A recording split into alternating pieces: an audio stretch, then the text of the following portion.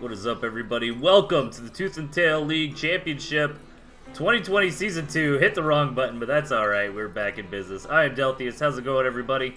I am doing well. We are going to kick things off tonight with some intermediate matches between Dizon and Paulon. After that, we've got coming up in a little bit Nicolaccio versus White Cat in the beginner division, Mr. Ziggy and Octopi in the intermediate as well. And yeah, I don't think I'm going to do too much preamble here, guys. We've got a lot to cover. We've got a lot of live players that are kind of in position waiting. So I don't really want to ramble on too much, but Tooth and Tail League, or Tooth and Tail Championship Season 2 is underway now. It's going to be a lot of fun. I'm signed up for it, so I'm really excited. And let's see what these players got to offer. Let me give them the go-ahead, and we will hop right into it.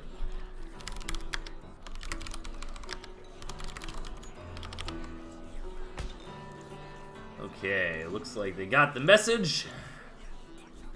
And we are going to get underway here in just a second. Everything looks good on my end, so hopefully that remains the case throughout. And yeah, I'm hyped, man. This is going to be a good night. I'm a little under the weather today, but I think we can muscle through this. I think I can be entertaining for at least a few hours. Alright, hopping right in here. On the right, we've got Dizon, and their opponent up top, Paulon. Alright, let me look at my levels here. Looks like maybe the game volume is just a smidgen too loud on your side. So, I am on a little bit of a delay, guys, since this is a live event. I figure that's often the most fair thing to do. Not much of a delay, but enough. So let's take a look. There's actually a lot of gristmills on this map in between the two bases. So far, it looks like we're heading towards an 8-farm opening. Paulon, a little bit newer in the scene, and Dizon is a player who's kind of tried and true and been here for a while. So we've got a little bit of an old versus new kind of situation going on. Just a bit here. What I think is really cool is Dizon's deck has barbed wire and balloon in it. Which could lead to some really impressive play, especially with the ferret. That's definitely what he's going for, and he's got to be really happy with this map. He almost duped himself there on the 8 farm. Sometimes that'll happen because the graphic of the gristmill. It's hard to see that 12 o'clock farm exactly, but 8 farm openings from both sides here. Let's see if Paulon, you should go home and just grab like 2 tier 1. I think this rush distance is just so small. Try and do something like a tier 2 opening or grabbing a quick gristmill would leave you really vulnerable. Witty Pun coming in with the raid. Thank you so much, man. Big Pimpintosh. Episode 1 is over on his channel. He just wrapped up with it earlier today. So definitely check out twitch.tv/wittypun7 for more Tooth and Tail coverage here. And yeah, my eyes are kind of on Dizon, man. Like, Paulon's got a good deck together, right? Well, hold that thought. I don't need to buy any more time here because Dizon's coming in with some blizzards. Gonna come in, kind of poke and prod, gonna be backed out. Loses a lizard for his insolence there, but overall, no harm, no foul. But yeah, so like Paulon's kind of got your bread and butter type of composition, right? A little bit low on the tier 1 to snag in some additional tier 2 here to have some variety. With what you need. You need some AoE against a bunch of tier 1. Do you need just like a frontline bruiser? Do you need a little bit of a tech choice to deal with pesky units of the opponents? And the snakes would actually probably come into play quite nicely here if we do ever see that ferret style get set up. But it can be hard to get into, for sure. So far we've just got lizards versus squirrels. In general, lizards do a good job in big open engagements like that. A little bit worse once you get tucked in with your defender's advantage and whatnot. Pampa's gonna leave his hose here while I get some food. Oh my god. It sounds like you're drunker than I am, man, but I may or may not be getting there, allegedly. I may or may not have some whiskey, and tomorrow's my birthday, and I'm celebrating a little bit early. But hey, you never know, man. So a little bit of barbed wire getting started here from Dizon. And again, I'm kind of curious about Dizon's master plan this game, right? Like, he wants to get up some balloons, he wants to get a ferret. Actually picks off a chameleon there, that's very nice. It's exactly what he needed. And just trying to stay on this pure Squizzard. Squizzard is a quite powerful little combo in the tier 1 slot. But Chameleons do pretty nicely against it.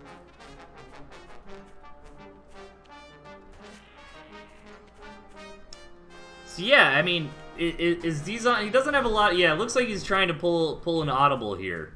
You know, getting those Falcons out. He just needs some more combat units for the tier 2. Although, I think the Ferret would be nice, but if you try to bring the Ferret to the table in a situation like this, you're running a little bit of a risk, right? Because if your opponent kind of calls your bluff and just all-ins on you, you know, the Chameleons are going to be a little bit stronger in that direct engagement than the Ferrets will be. Good job from Powell this time around, keeping that Chameleon alive. And it looks like he's actually building into some momentum. These tier 2 units from Dizon not quite able to hit the board. The first Falcon gets out here. One of the Chameleons drops down. This might be Powell overstaying his welcome. He really wants to pick up this pig. He really wants to get the Falcon, but the second Chameleon actually dies. And yeah, Powell overextending here. Dizon's going to hold off for now. Powell does have that additional farm, which is nice. But he's lost a lot of tier 2 this game. You can't really discount that, man. That is a big deal. I think at least 3 Chameleons, if not 4, have gone down already. And this game is a straight up kerfuffle, man. Yeah, another Chameleon going down there to the burst of the Falcon. I really think it was very smart from Dizon to commit to that to the Falcon over the Ferret, right? Because his deck just kind of screams, you know, I want to build a Ferret, I want to build some balloons and set up a position and push, but that's really not what the Doctor ordered here. You know, these Falcons have been phenomenal. Dizon's been doing a good job of kind of trying to keep them at the back, you know, letting them do their burst damage and bobbing and weaving. And Powell, yeah, he's just got to sell those Chameleons, man. He's lost too many of them thus far. And he's just going for a proper ass load of squirrels here. 2 dozen squirrels on the way. And he's just going to try to run over his opponent. But, you know, 17 tier 1 from Dizon plus the Falcons. I don't know, man. My gut's telling me I like Dizon's army better, but you can't underestimate these squirrels. They're piling through. A Falcon goes down. A pig goes down as well. This Gristmill's at half HP. And Powell takes a nice engagement, but again, he's overextending just slightly. He does start to pull back now, and I think he's done a good job on that pullback as well. You know, kind of stutter-stepping his units, still trying to get those shots in off cooldown for the squirrels. But yeah, I think that's been a little bit of Powell's downfall this time around, you know? Like, he'll take a nice engagement, and then he'll just stay for a little bit too long. And now, Powell's in a demanding spot this game. It was a really smart decision to sell off those Chameleons in favor of a few more farms. Now that we're well past the 5-minute mark, really 6.5 minutes is about when all the farms from the first base go fallow. You know, Dizon's in hot water here. He is going to be able to get the second Falcon out, but that's going to be it, and it's not even going to be in time for the big engagement. It looks like Powell is well on his way to winning match number 1 here. With the second base going down from Dizon, I think that's about it, man. I think Dizon's just got a tap here. A really scrappy back-and-forth game. But Powell drawing first blood.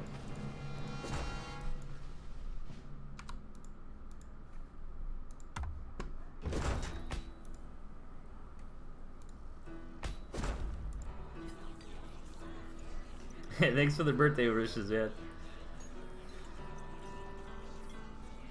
Yeah, tomorrow I am 31 years old. I'm an old nerd.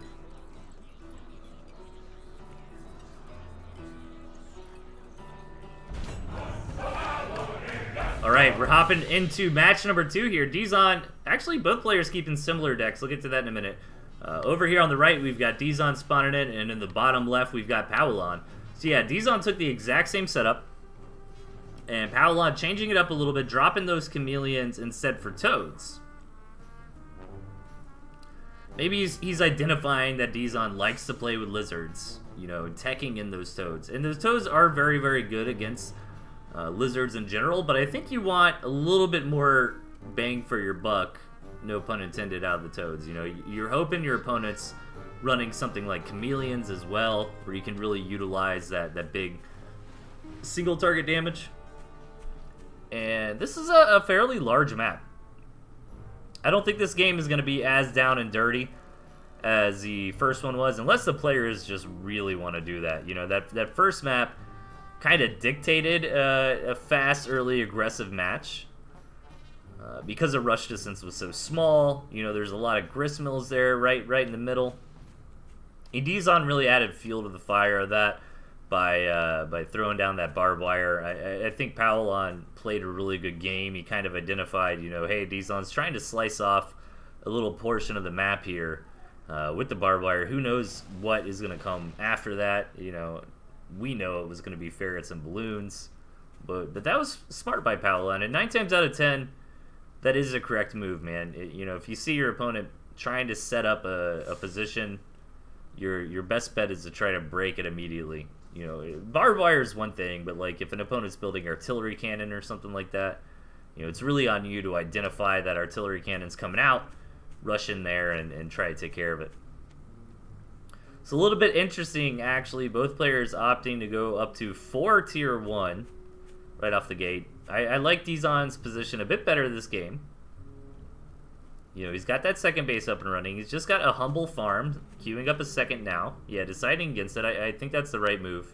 You really want to be careful about just slamming down farms if your opponent hasn't taken a second base at all, right?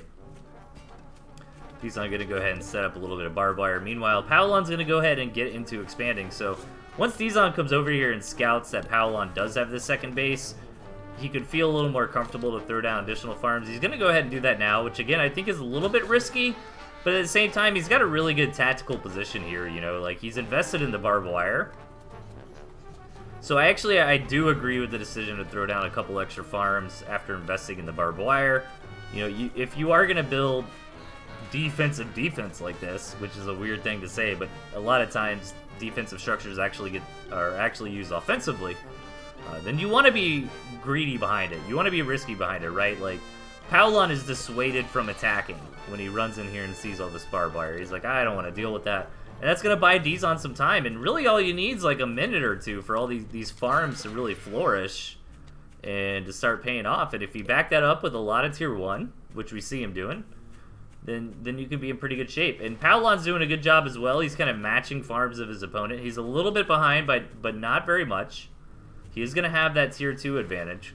Maybe he's thinking about slamming through with the skunks. He is going to be a little bit frustrated, I'm sure, that he didn't bring moles or chameleons here with all this wire, but look at that. Dizon sells those lizards to save them. Cool play, but at the same time, a little bit worried. 6 ferrets total, 3 tier 2 warrants coming out of Dizon. Dizon's playing like an absolute mad lad here. I can't recommend this, you know? Like, this is one of those things that's just insane. Like, if Powellon attacked in right now, he'd probably just win the game. But Dizon's going to get away with this here, because Powellon is not showing any signs of aggression. He's going to go ahead and get up to his tier 3. And I guess what he really needs is snakes against these ferrets. Like, he sees 2 of the tier 2 warrens, but there's 4.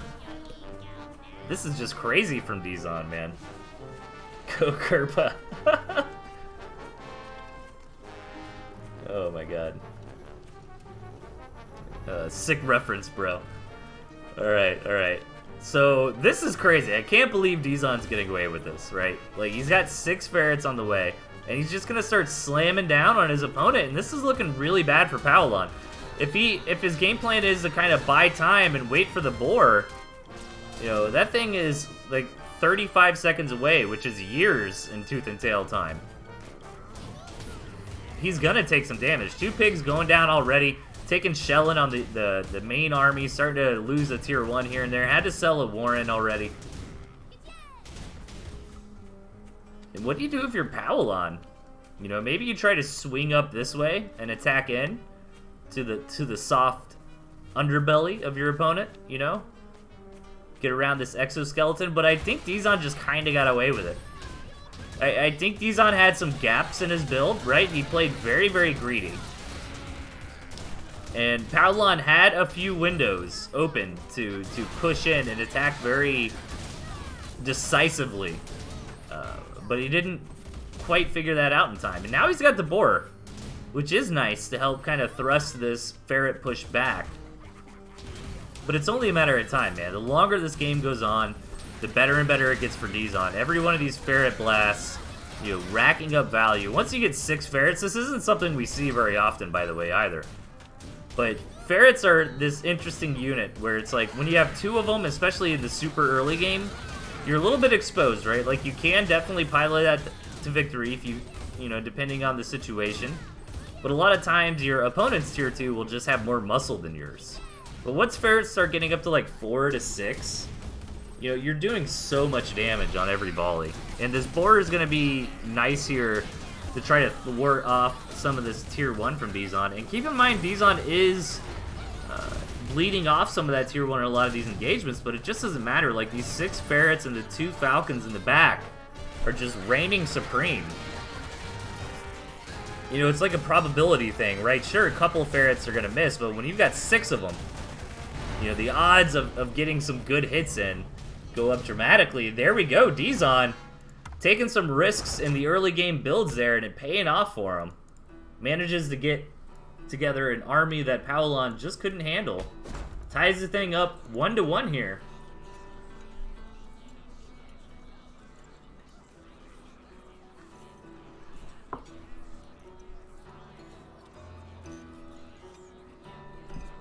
Let's see what the players have in store for match number 3.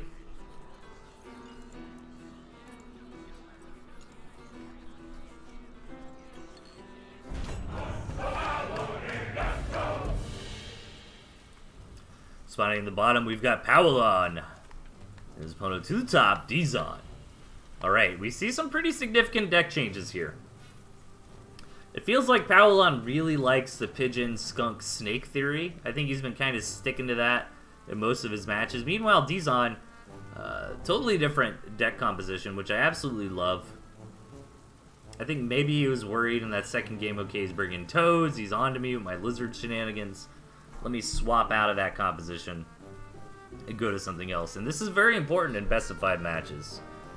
You need to at least have like 2 play styles you're pretty comfortable with, 2 deck compositions. You know, the more the better. If you're throwing out different decks every single game that you're well practiced with, obviously that'll give you the most advantage. But you don't have to go that crazy. Just having a couple different play styles up your sleeve is nice. And I actually like this from Powelon too. He's been showing us this like core, right? Like, he's got his 3 core units, and he's kind of shifting in others. Well, I guess 4 too, if you count the squirrels, right? So it seems like every game so far, Powelon's been rocking those like squirrel, pigeon, skunk, snake, and kind of playing around with those other 2 slots a little bit. 8 farm openings from both sides here on this nice, rainy, marshy map. And overall, I guess I like this map a little bit better for Powelon. I like these 4 bases right here. It feels a little bit more comfortable. Dizon does have this nice natural, which is pretty good, but taking these other 2 bases for Dizon is going to be a little difficult. Very contestable. Powelon, with a nice scout in, does see that tier 2 coming out from Dizon. Let's see how he wants to respond. Actually, double tier 2 coming out from Dizon. So again, man, Dizon's playing go big or go home style. You know, he's taking some risks. Oh, and he actually sells it off. I do like that. But it wasn't actually necessary unless his plan is to force his opponent into going for this double tier 2, right? Because Powelon didn't have the knee-jerk reaction of dropping a bunch of Mole Warrens and trying to YOLO in there. Powelon wanted to match that build order and go for his own double tier 2. And again, Powelon shifts after he sees Dizon is going for a more tier 1 centric opening. So a little bit of mind games here in the early game. Dizon trying to like threaten his opponent with a little bit of, you know, being greedy with tech and trying to force his opponent to go for that and then switch out of it, build a bunch of tier 1, push in. But Powelon kind of figured it out. However, because of tempo, because Dizon's been the one dictating these decisions first, he's actually here with a few more tier 1. But the question is it enough of a differential to really matter? The 1 skunk from Powelon is a little bit worrisome. Dizon does take a nice advantage, nice engagement here, but needs to be careful about overextending. The pigeons on the front line do definitely help with that. Can heal back up your units. Get them in good fighting condition again.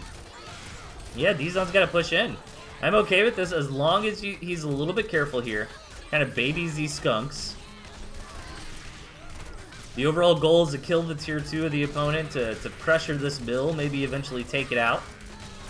But, I don't know, I figured Powelon would be able to rally enough to defend here, but it looks like Dizon's starting to get the better hand of this. Pushes in. All the skunks from Powelon are dead. One skunk goes down from Dizon, which Powelon desperately needed, but he still has another skunk here on the front. It's still getting a lot of pigeon healing.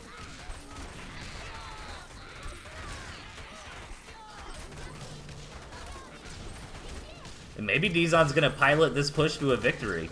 He's not giving up. He's going to continue more and more forward. Powelon's got to skunk out to try to buffer with some gas here. Trying to buy some time till his second skunk gets on the field. Dizon does have a second skunk, but it's still rallying towards the front lines. Only one skunk here remains. But if you look at the supply here, essentially, you know, Dizon is just slowly getting more and more ahead with the squirrels. He's up 10 or 11 squirrels.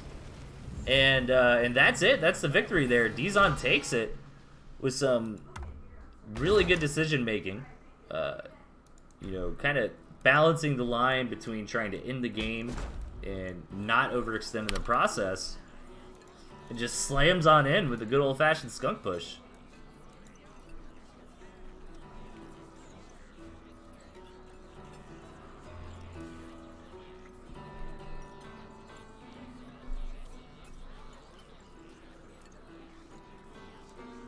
Alright, players are deciding what they're going to bring out in game number 4 here.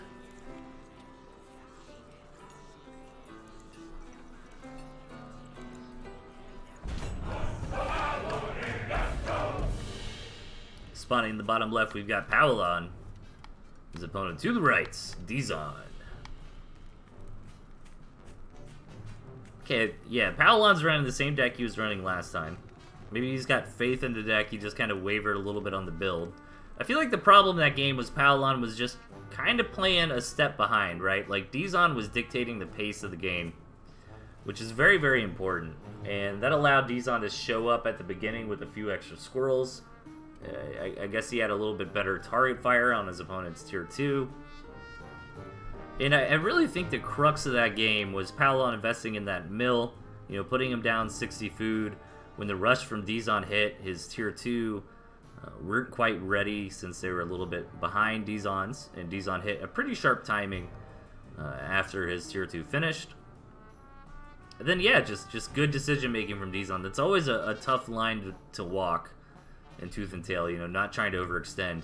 But skunks are honestly one of the best offensive units, in my opinion, right now. You know, they do such a good job of just pressuring your opponent.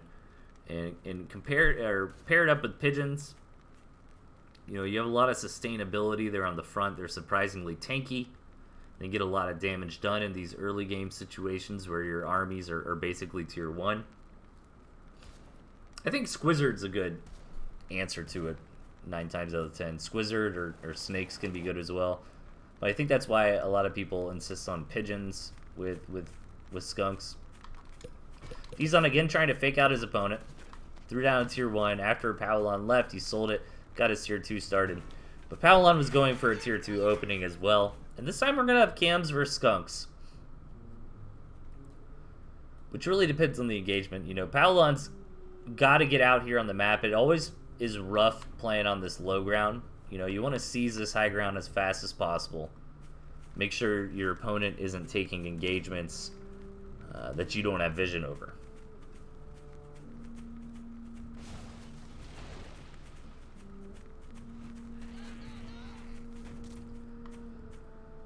Both players getting their tier 2 established here. Dizon a little bit blocked on his because he decided to build that gristmill there a little bit fast. So Powelon is going to be kind of in Dizon's situation last game where he's got these tier 2 out a little bit faster. But it would only matter if Powelon literally just pushed in right this second. You know, that window already kind of closed, and now Dizon's going to have both his chameleons up here on the front. And in these situations, the cams actually do a really nice job. I think Dizon would hold an attack from Powelon. Powelon doesn't know what tier 2 Dizon has, but now that he scouts in, he doesn't see any tier 2. It's a pretty reasonable assumption that they are indeed the invisible units. Kind of running in a little bit as well there, just making sure Dizon's not keeping like some ferrets in the back or something like that. And actually, you know what? I'm liking this for Powelon so far. He's got a little bit of the eco lead. Not a crazy one. He's getting into the double tier 2, which is a smart play when there's not going to be immediate aggression. That's going to add a big power level to his army if Dizon decides to stay on a single tier 2. And Dizon did scout the double. So let's see if he's going to go for that himself. It looks like he is. It's going to be the ferrets, which are actually going to be really good in this position, I think, because, you know, it's one of those games where, all right, we've got like equal armies. Neither one of us really wants to shove into the other because of defender's advantage. You know, there's no real differential in the opening build that gives one player a big advantage over the other. And ferrets are just phenomenal in those kinds of positions, right? Dizon coming in, poking, you know, poke again. And eventually, Powelon would either have to do one or two things. He could like build some moles and try to dance the moles up front to mess with the ferret a little bit and get it to waste its shots, or he could just straight up charge in. A lot of times people opt for the charge in. And is Dizon going to be ready for that? He might be, because he hasn't gone crazy on farms, right? Like, Powelon's gone straight up to 16 farms, so Dizon's got a little bit more money for his straight army here. But Dizon is also floating a bit rather than railing down like a bunch of lizards. I would kind of like lizards in Dizon's position, to be honest. Again, he's going to go for that really oppressive lots and lots of ferrets here. I'm going to back that up, yeah, with the lizards. Lizards do nicely against skunks. They do great against snakes. They can allow you opportunities to run around, get in various counterattacks and flanks. Good positioning of the chameleons here from Powelon. Wants to punish these ferrets for walking too far forward. And a nice, thorough scout there from Powelon, kind of seeing everything that's going on.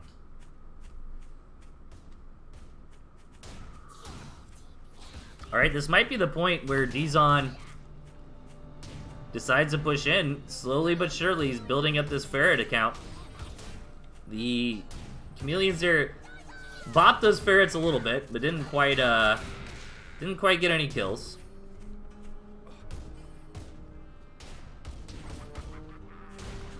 And here comes that siege, man. Seeing 3 ferrets, you know that there's at least two warrens worth of ferrets. More ferrets on the way. And Powelon, yeah, he's gonna go for it. This is a lot of times what happens when your opponent builds ferrets, but so many lizards here. Lots and lots of tier 1 on the front line, just running in as meat shields. Dizon keeping his ferrets alive, keeping his tier 2 alive, but Powelon is starting to beat through all the tier 1 of his opponents, and now he's got the moles here as well. And these cams are just really well suited for these big style engagements. Dizon is holding strong for the time being. He's still got 5 ferrets on the board. But Powelon is not done yet. He's pushing in more and more. Really what we want to look at here is how much tier 2 stays alive. Dizon's selling off one of those additional ferret warrens here. Keep in mind, Dizon did lose a lot of tier 1 at the beginning of that. You know, it's easy to just kind of look at the tier 2, but when it's like 24 tier 1 go down, you know, that is a big deal as well.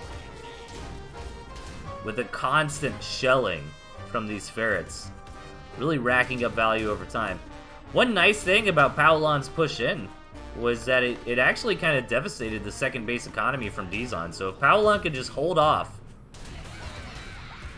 you know, buy some time, not lose too much from these attacks, hold that thought, these lizards are going to come in and try to return the favor. Just straight up targeting down the second base. This is a huge moment. Is he going to get it? It's so close.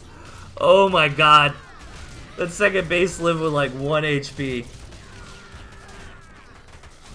Dude, if Dizon got that second base, well, to be fair, even if Dizon did get that second base, he lost so much to try to make that happen. Maybe Powelon just wins with the counter push anyways. But Dizon's simply got no chance now. He really invested a lot to kind of go for the throat on that second base, and it didn't quite work out, so he's going to have to tap out. Dizon, man, the risk taker. That's kind of my takeaway from this. You know, he's not afraid to do things tactically, to do things strategically that involve big risks. And a lot of times it pays off for him, but that time around, Powellon stood strong. He stood vigilant and held it off. So this is it, guys. Hopping into match number 5 here.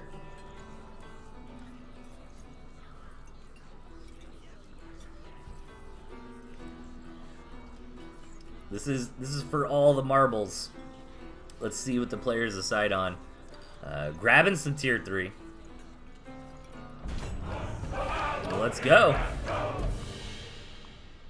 Over on the right, we've got Powellon. His opponent to left, Dizon. Alright, some significant changes in the compositions this time around. Powellon opting to bring in that Fox, and Dizon going with the Wolf.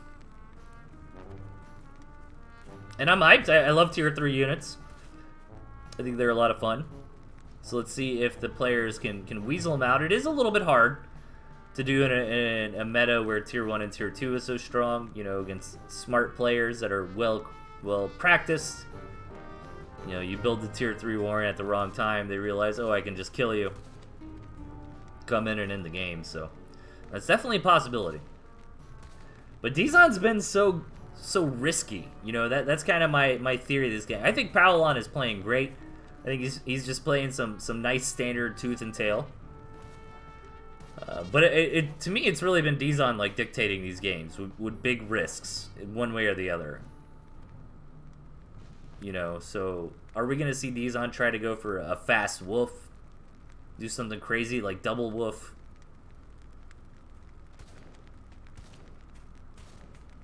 We'll see what happens. 8 farm openings from both sides so far. Going into those 8 farm doubles from Powellon. Dizon probably going to scout, do the same thing himself. Might go for a tier 2 here, if he's feeling a little spicy. Yeah, going to grab that tier 2. I kind of would have rather saved this spot up here for your tier 3 later on. But we're going to try to mask that tier 2. Meanwhile, Powellon grabbing that expo, so... different openings here, but neither side really showing a lot of aggression. This could be what we saw in one of the previous matches from Dizon, where... ooh, what are you doing with that cell? Alright. Yeah, this could be something like one of the previous matches from Dizon, where he's just going to build up the 2 skunks and push out immediately. And Powellon actually might be in trouble. Like, I love this macro opening from Powellon. I think that's the way to do it, right? Like, if you want to do a eco expand, you know, investing in a lot of tier 1 is a smart play, so you can't get caught being too greedy in too many different directions. You know, but this is kind of playing into the skunk player's hands here. You know, the skunk player wants you to have a whole bunch of tier 1. You know, especially squirrels. And Dizon's coming in for the move out. Second skunk is rallying for her. Powellon knows what's up. He does have moles here. He is floating a little bit of money. But these chameleons he invested in are just not going to be here anytime soon. Oh, man, he gets that skunk. That's actually huge. But he's still in a lot of trouble. His warrens are taking fire. One warren goes down. One farm goes down. Do you keep this up from Dizon, or do you just go home? It looks like he's going to go home for now. He does have his own second base, so... you know, overall, I still like that from Dizon. Powellon really took a lot of the wins out of the sails of this rush by fragging that single skunk. But both skunks are back in action. Dizon did get a farm. He did get a warren. He's taking his own farm here. Powellon's got to rebuild. These cams can make it a little bit tricky, but Dizon's still got a more powerful army overall. Let's see if the cams can actually get some work done. No, one manages to escape barely as the other one dies while tanking some damage, and these skunks are moving in. However, not a lot of supporting units left for the skunks. One of them goes down. The chameleon's giving chase to the next. Powelon's going to back it up. Good defense so far from Powelon. Both players trading tier 2 1 for 1.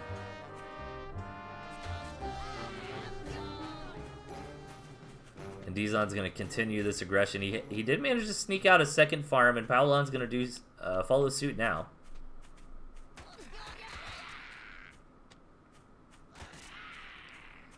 I like this little bit of a chameleon flank from Powelon, hoping Dizon's forces move forward and put the skunks a little bit of a exposed position. A lot of times you want to use these chameleons to try to dunk in on those skunks, and this time the skunks, or the chameleons, do go down pretty quick, but they provide a lot of tanking for the squirrels of Powelon before falling, and those remaining squirrels are going to push in and try to do some more damage here before being forced out yet again. That was a good victory there. This is looking a little bit more and more in favor of Powelon, man. He's eking out some wins in this fight. He's, you know, yeah, he's losing his cams, but he's keeping a lot of his squirrels alive. He's kind of dealing with everything but the skunks, you know. He's kind of unraveling the onion here. Knocking out all the supporting units, leaving the skunks by themselves, finishing them off. Now Powelon's got the better economy, but Dizon is not out of this just yet. Keep in mind he's done some damage. To be honest, according to the graphs, the game is still fairly even here. And Dizon's trying to slowly get in these additional farms. Powelon is going to enjoy a little bit of an economic lead here, but not for very long.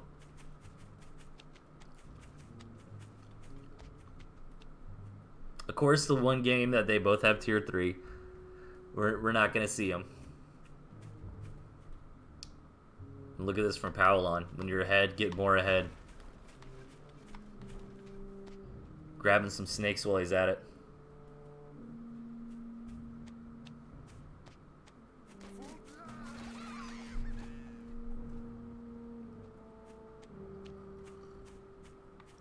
Dizon's going to come in and try to poke and prod with these lizards, but gonna be taking it back for now.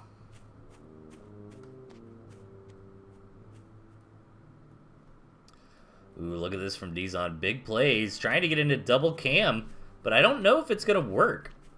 Like, Powelon's got the snakes on the way.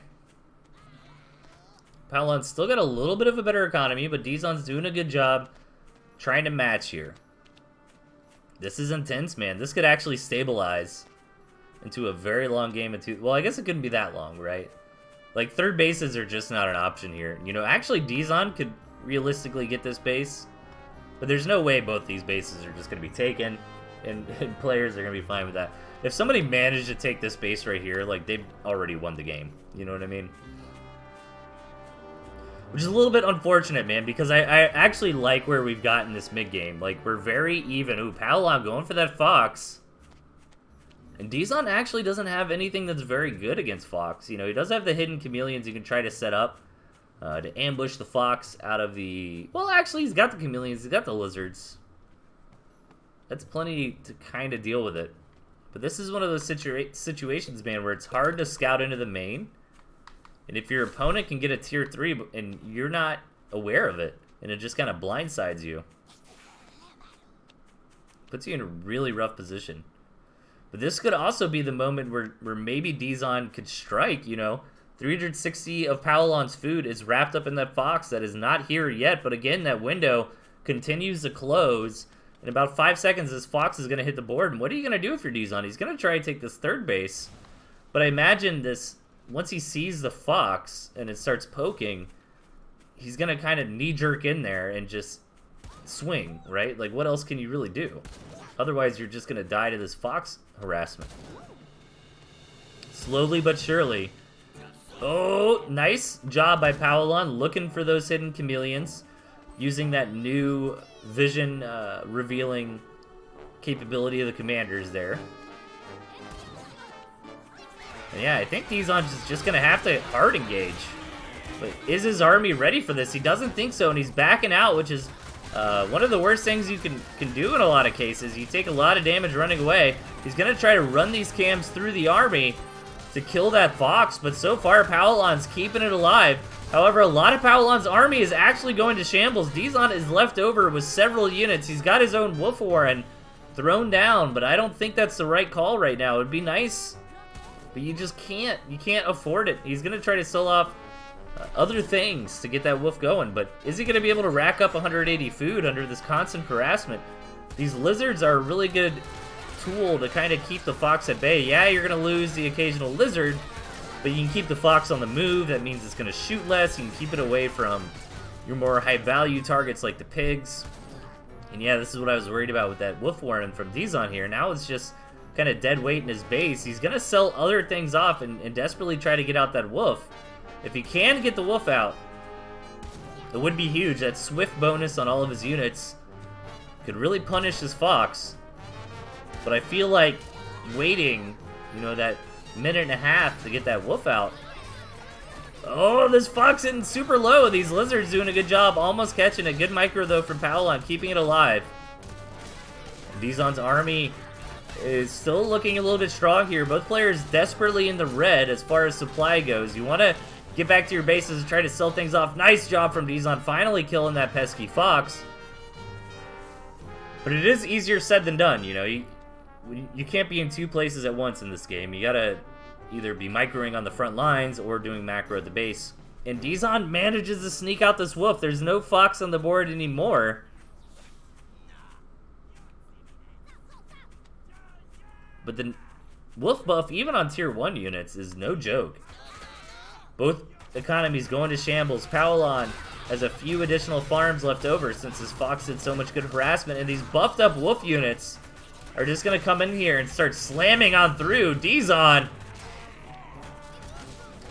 the mad lad, he might actually be doing it here with the wolf. Ooh, is he going to get that chameleon? Barely. Starving.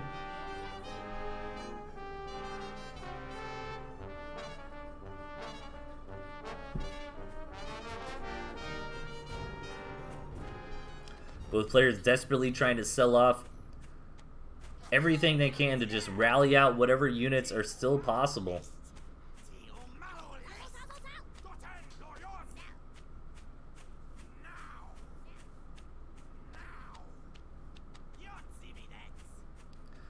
Man, I kind of like Dizon's spot here. You know, what's Powelon's big play? He's going to commit to these snakes.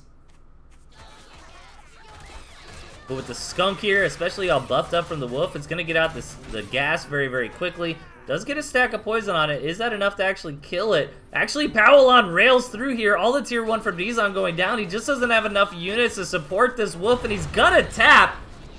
Powelon taking it 3-2 in an exciting, very, very close final match. Great job from both players here. Alright, let me do a little behind the scenes stuff. So don't get anywhere, guys. We're just gonna wrangle up the next match here for you.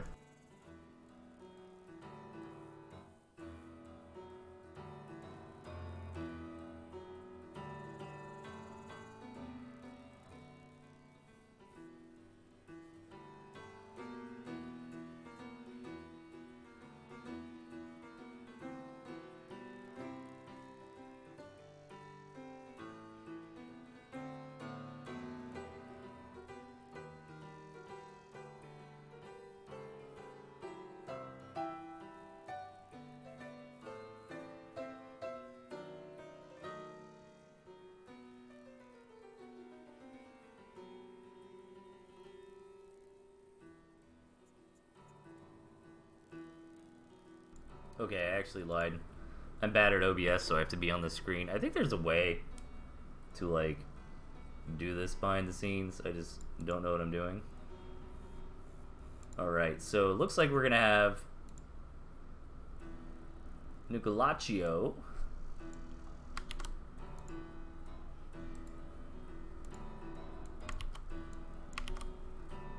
Bam. And he's going to be against White X Cats.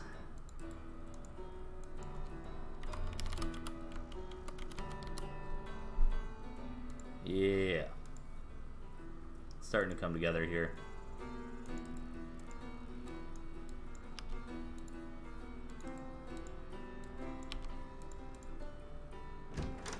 Alright, we've got one of them.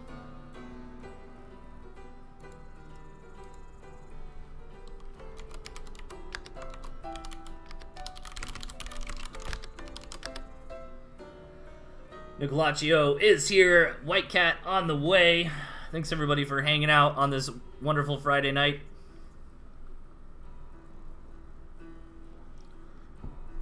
We've got this, and then we've got another intermediate match following.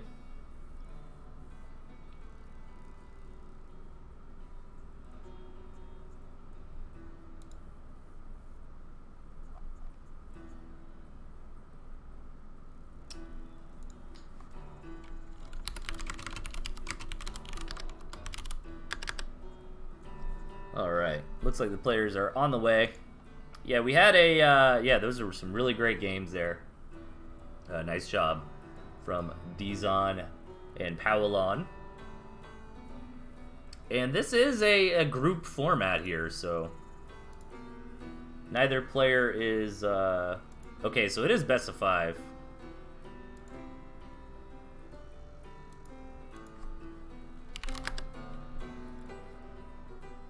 Alright, so yeah, players just confirming. It looks like there was a little bit of a rule change. I think it was originally going to be a best of 3, now it's a best of 5. No big deal. And it looks like we're both here. So let's rock and roll. Yeah, these are group stages, so nobody's out just yet. You play in like a round robin format in your divisions. Top 2 players advance on to the semis and then the finals. So yeah, I'm really hyped.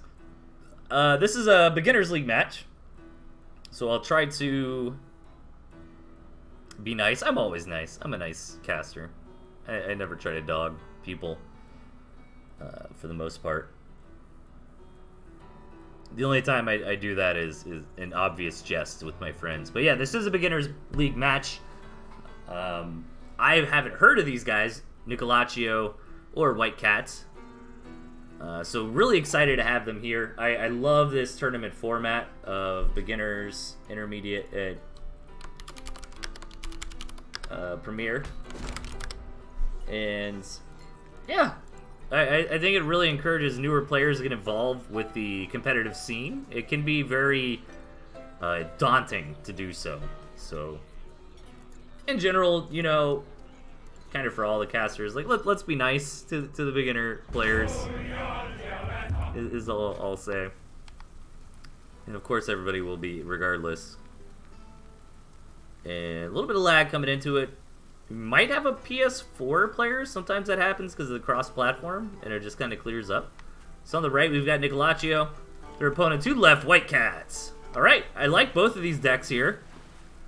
White Cat's deck looks pretty cool. You know, you got the Squirrel Pigeon Skunk there for the early game, and then you can kind of go into your choice of Fox or Wolf later on. Got those balloons where you can use them for a tactical advantage. It might be cool to see White Cat try to go for like Fox in the earlier game and then moving on to Owls later on. And Nicolaccio is just playing... Oh, hang on. Nicolaccio getting a little bit spicy here. Mole rushes are one of these things that can be difficult for beginners to handle if you don't know how to deal with it exactly correctly. I mean, it's even difficult for more experienced players to handle. Nice job from White Cat, though. He did scout in. He realized a little bit of that food was missing. And Nicolaccio just has to go home. He packs it up. And the main reason that happened was because there was no building farm for those moles to attack. Those moles are much, much better at targeting down building farms than completed ones because of the differentiation between units and structures. It's top 4. Oh, is it top 4?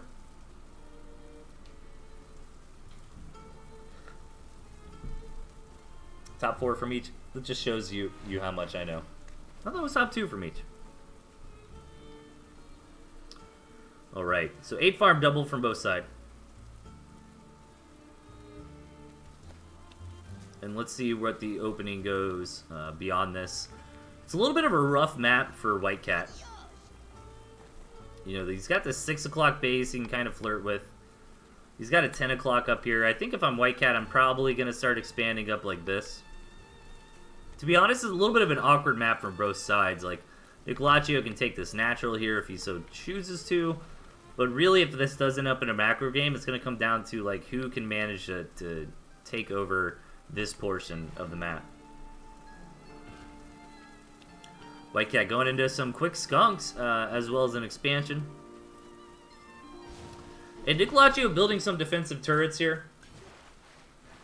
You know, 9 times out of 10, building some turrets like this can, you know, be a little bit of a misstep. Because it's just food that's not doing anything else. So from White Cat's perspective, the best thing he can do if he sees his opponent's building turrets, like he can just macro up. He can try to find an attack path that goes around the turrets. But I was about to follow that up with from Nicolaccio. I don't mind the turrets as long as you're greedy behind them. And so far he is being a little bit greedy behind him. He's getting those additional farms.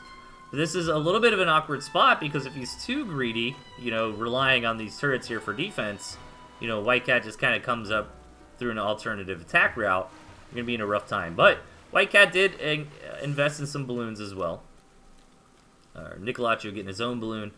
And this could set up for a decent spot for the ferrets. Yeah, as Nicolaccio is throwing that down. But balloons negate ferrets pretty substantially. You might have to come around and try to attack in from other directions. And yeah, we've got ourselves a nice macro game here.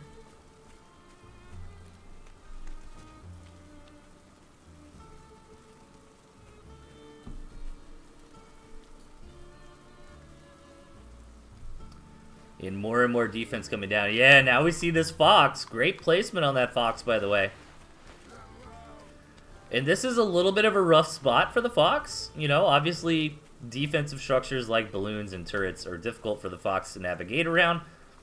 But again, Nicolaccio is not tucked in nice and tight here. There are multiple attack paths into this main. Hell, there's even a path through this water, you know, down here where this territory, or where this wall kind of ends. Both ferrets are out on the board for Nicolaccio.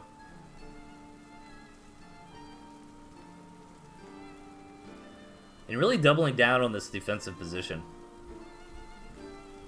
I think Nicolaccio has got to find a way to start moving this defense a little bit more northwest. You know, if he could get this similar kind of situation, like packed up and planted like over here, where this cabin is, he can maybe start using that to buffer into gaining all of this territory. Again, you know, right now we're in this nice little macro phase. We got some ferret poking and prodding. This additional vision granted from the balloon, doing a nice job to extend that ferret's natural range. But Tooth and Tail's a quick game. Eventually these mains are going to farm out. These second bases are going to farm out. And I just don't see a situation where these gristmills are split, you know. It's really going to come down to who can muscle for position out on the map and take care of those gristmills. Ooh, got to be careful. This Fox does take a random pop shot from those ferrets. Returns the favor and gets out. Got to throw the Fox in the water, man. Get double the healing. Yeah, I like this owl transition. Your opponent's building so many defense here. Really kind of shelled in game for both sides.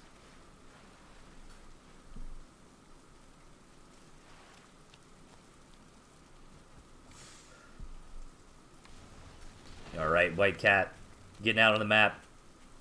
He's got the Fox, and this is what I was worried about earlier.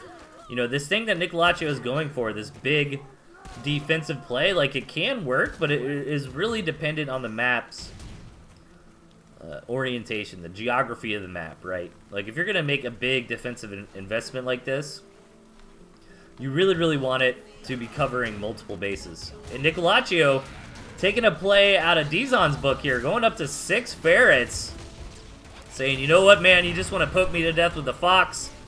I'm just going to all-in you here. Pushing forward. White Cat's army slowed down by this water. Is it going to be enough to clean all this up? Oh, Nicolaccio! Good target firing with the Fox there. White Cat did not quite move that Fox out of position in time.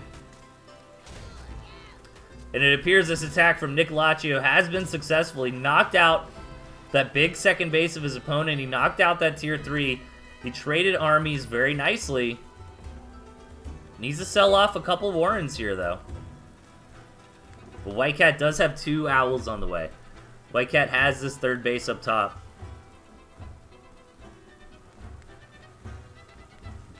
Goes ahead and grabs that farm. That way he's not starving anymore.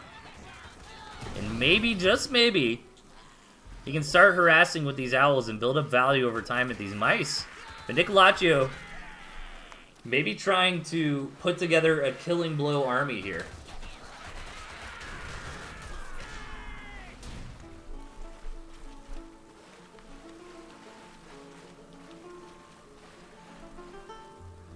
But again, man, White Cat is just kind of starting to sneak up on these top bases.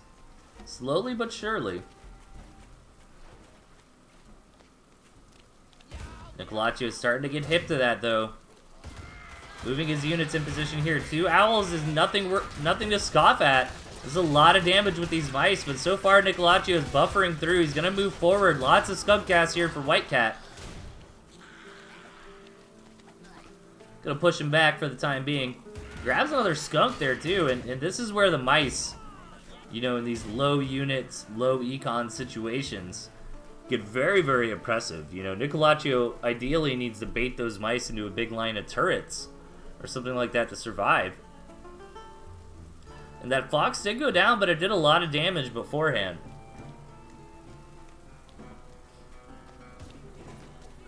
Here come the Owls again, you know, and I just don't think Nicolaccio is going to be able to survive, you know, 1 or 2 more waves of this. This is so many mice here. And yeah, there's some skunks, yeah, there's some moles. This is just starting to become critical damage. That skunk is a good start here for Nicolaccio, but loses that second base. These mice still rampaging around. Gonna grab another ferret, maybe? Aw.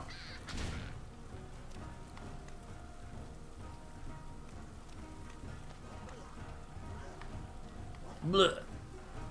Bleh. Yeah, and I think this with this value, the value train coming out of these mice, man, White Cat just doesn't have the answer for it. I don't think the map was the best thing in the world for the strategy he was going for. I think he's going to have to go ahead and tap here. He's going to fight it out. It is a tournament game. He is starving to death, though. Nice first match from both sides here. A little bit defensive, a lot of structure play. But in the end, White Cat's decision making to sneak out those 2 extra Owls ends up winning him the match.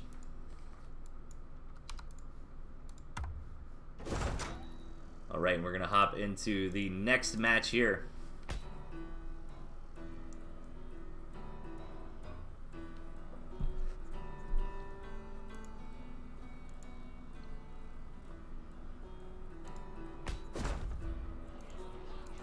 Let's see if the players opt to go for anything different or keep the same strategies.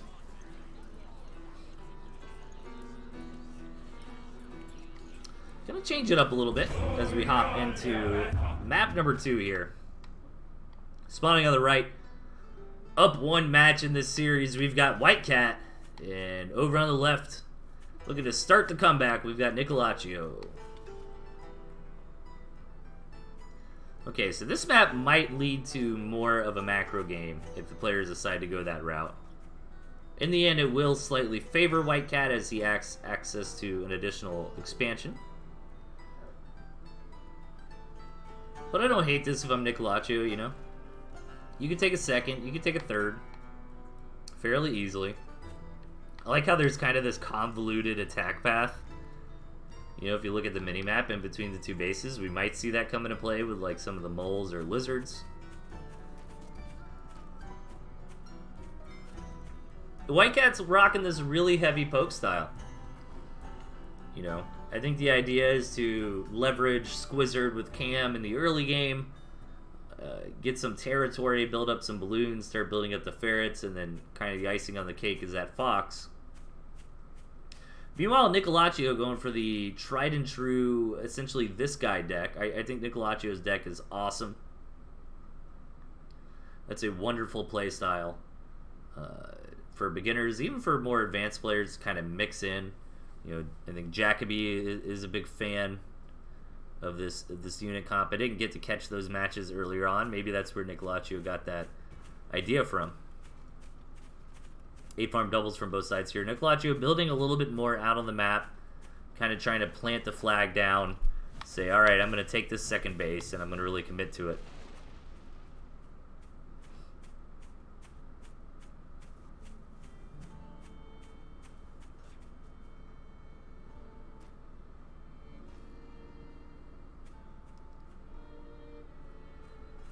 And so far, Nicolaccio hasn't committed to that second base yet. Yeah, I'm going to throw down some more tier 1, actually. So maybe planning for a big attack off the back of seeing his opponent go for that quick mill.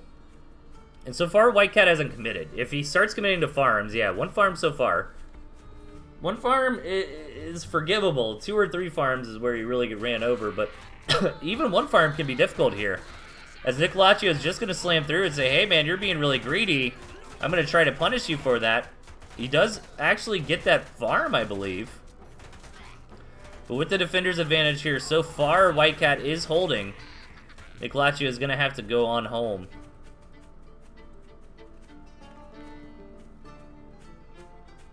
It needs to be careful, White Cat. Thinking about a big counter push. Getting into some Squizzard. Here comes Nicolaccio. Round 2, though. I think this is going to be a rough attack. I think Nicolaccio needs more squirrels. These moles are nice, but they're really tanking in these engagements. You need some more damage on that back end. A lot of time it does come down to these squirrel counts. Here comes that poke from White Cat. Couple units trading here, but more and more damage starting to go down on that mill. And look at this. White Cat is just going to pull back and say, I've got enough tier 1. I'm going to build a bunch of farms. I'm going to try to poke and prod out on the map with the lizards. Maybe this gives Nicolaccio a window, but I don't think so, right? Like, I think those first few engagements went pretty good for White Cat. So he can kind of leverage that into these few additional farms, which is just going to skyrocket him more and more in the lead. And I like this play from Nicolaccio. It is risky, but sometimes you got to take a risk. You know, trying to get into that tier 2, trying to keep his farms matching his opponent, at least mostly. And if White Cat doesn't just pull the trigger right now and lets Nicolaccio sit back and build up a couple skunks, you know, it's a good way for Nicolaccio to get back into this. And White Cat's going to go ahead and build into some chameleons as well. And I think both players are playing this fairly nicely.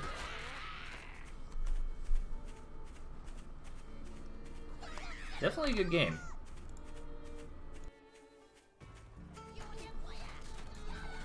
But where do we go from here is the question. You know, who's going to be the one that does the big bold move? You know, a flurry of farms, an explosion of warrens, a tier 3 unit.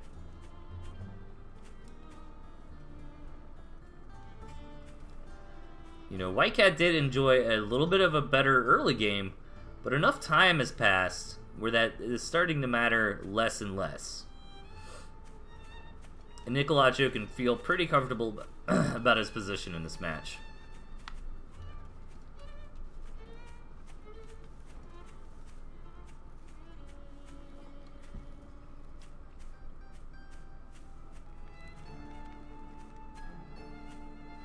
Yeah, and that's what I was waiting for. The Badger thrown down by Nicolaccio. The question is, will White Cat get the scout off? It is hard to do so, but he's going to go ahead and attack in right here, right now. While Nicolaccio's got that money invested in the Badger, will it make a difference?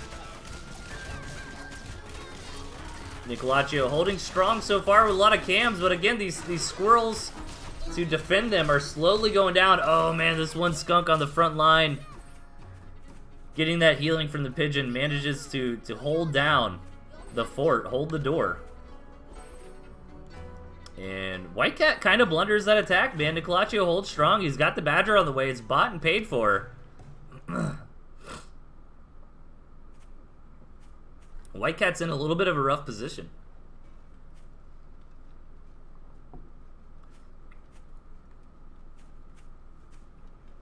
He still doesn't know about the Badger. And it's rough at this phase in the game. You got to be really sneaky about your scouting paths to really get in there and get a full take on what the situation is. Nicolaccio might be about to tie this game up 1-1 here with this Badger push. We're getting a little bit of lag, which is a little unfortunate. Hopefully the game does not drop.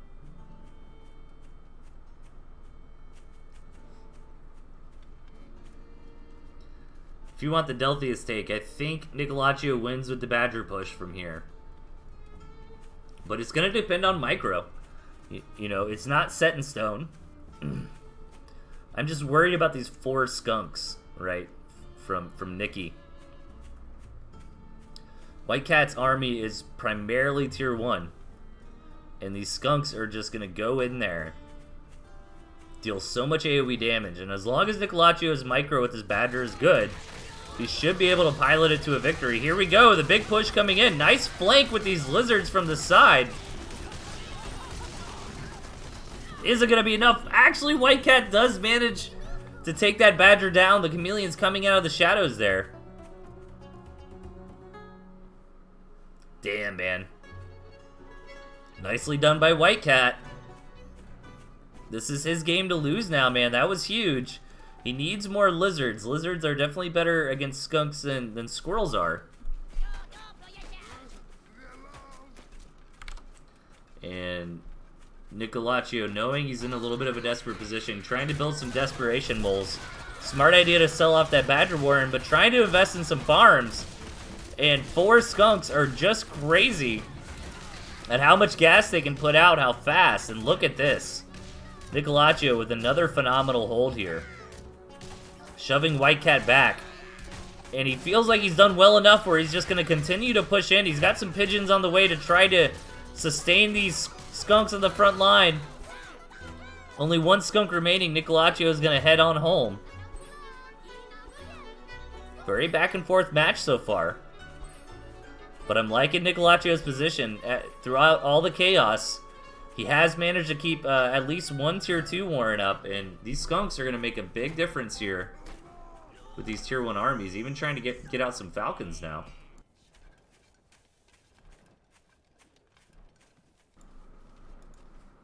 And Nicolaccio advancing forward again. White Cat wants to get into some ferrets. Nicolaccio needs to be careful. His commander goes down. His units are no longer being microed here. Now is White Cat's chance to get in on these tier 2. Oh, that's always one of the worst ways to lose the game, man, when your commander falls. But it is a very important mechanic you've got to keep on top of.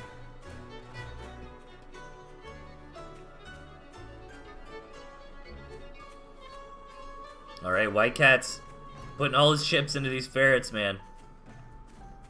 Nicolaccio doesn't have any good anti-ferret units. I guess he does have falcons. But they would be quite a long ways away if he could even afford them by the time that the shelling starts.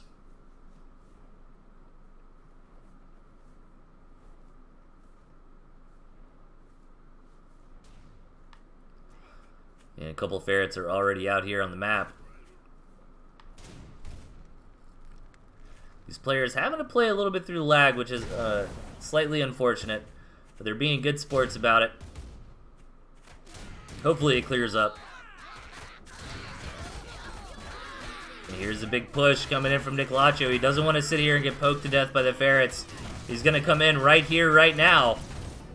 The 1 skunk trying to stand strong, but gets shelled down by the ferrets. Nicolaccio push back again. Really back and forth match here.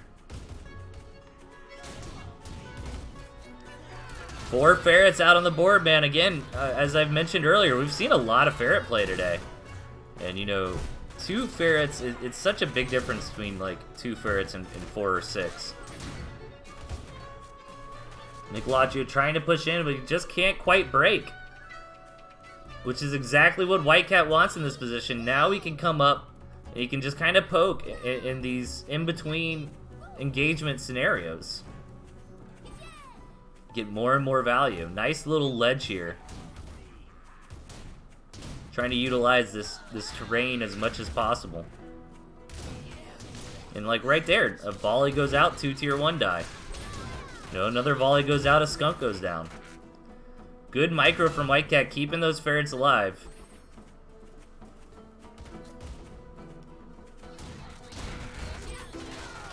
Looks like Nicolacio is going to come in for one last hoorah. Trying to micro the skunk to keep it around. Pigeon's desperately healing it. Most of the tier 1 is gone for White Cat.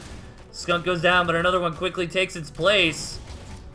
As now the shelling from White Cat is starting to reach the main base of the opponent.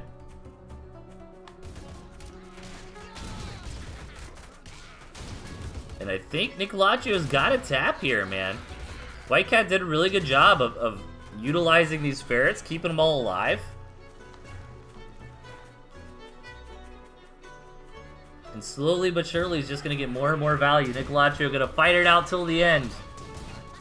But this is most likely his last stand here, as White Cat is going to push in for the victory and go 2-0 in this series here. Taking us to game number 3.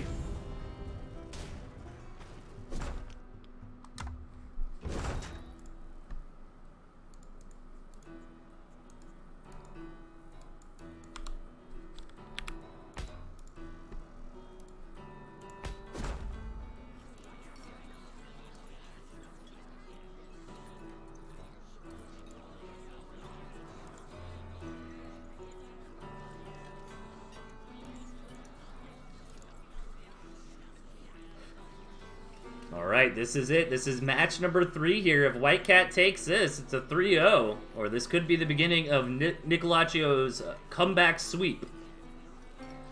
There's only one way to find out. And that is hopping into the game. Let's go. Spawning on the right, we've got White Cat. Opponent to the left, Nicolacio. Alright, bit of a wonky map here. Both players have access to a second base. There's this little bit of high ground in between. Going to be very important tactically in this game. Whoever controls this high ground is going to control a lot of the momentum. You know, is going to be able to kind of dictate the pacing of the army movements. Meanwhile, 6 o'clock and 12 o'clock both boast what could be either a hidden base or a third base from either player. And maybe if we're going to do a longer game, White Cat kind of takes these bases. Meanwhile, Nicolacio grabs these. So a little bit of a White Cat favored map here. But it's not an unsurmountable advantage. You know, 9 times out of 10, we do see 2 base games in Tooth and Tail. Nicolacio certainly can play to that. He's just got to kind of get up here and plant his flag on this high ground. But man, these balloons, this ferret, this fox. You know, White Cat, I think this is the same deck he used in that first match. He can grab this natural. If he starts coming up here and placing a balloon or two, it's going to be really rough for Nicolacio. That'd be like the perfect staging point to start shelling down with ferrets.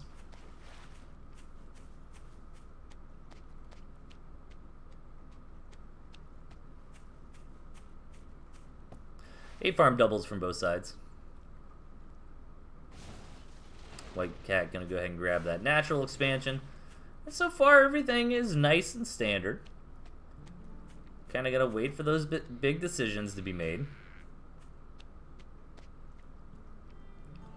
I'd like to see Nicolacio maybe go for a nice timing.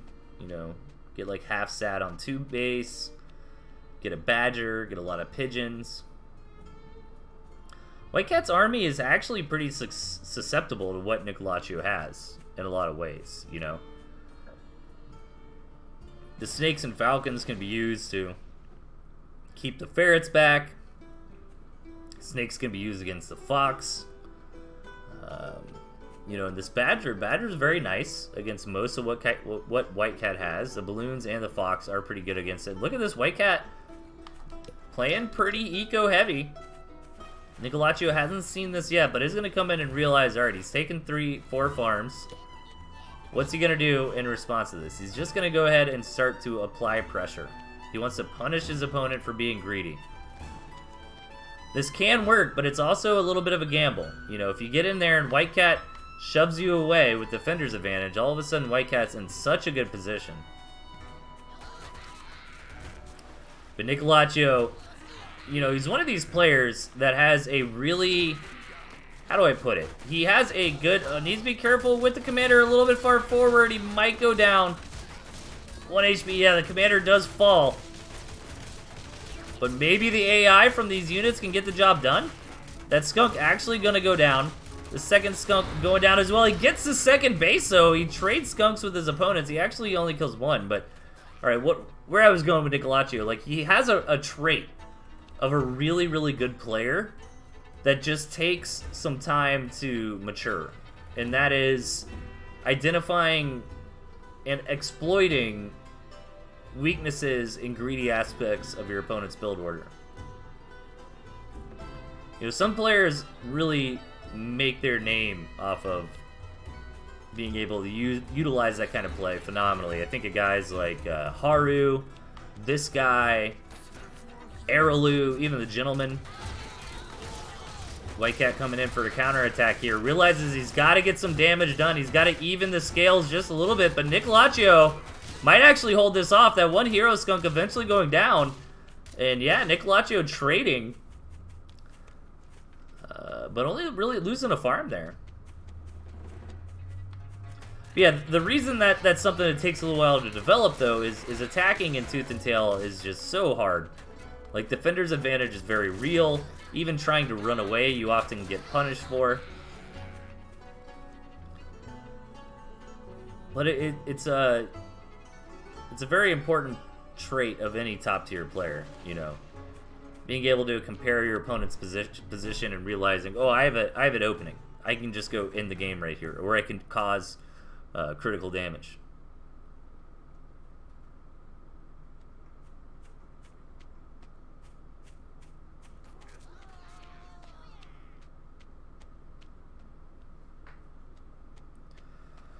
So White Cat trying to find a way to get back into this game. Gonna hope that he can manage to live long enough to get out a couple ferrets.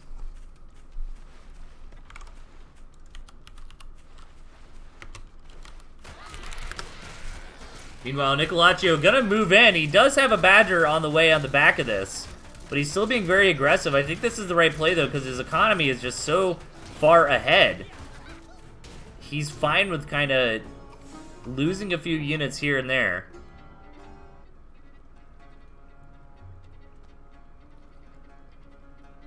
Just to keep his opponent at bay, right? Like, when your economy's double in size of your opponent like this, you want to be trading as much as possible.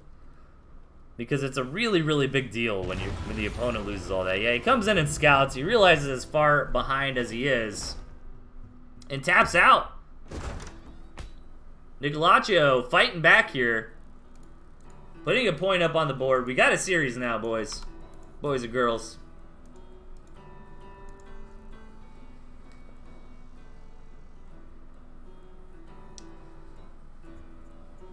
But keep in mind, White Cat is still on match point here. He just needs one more map to win this series.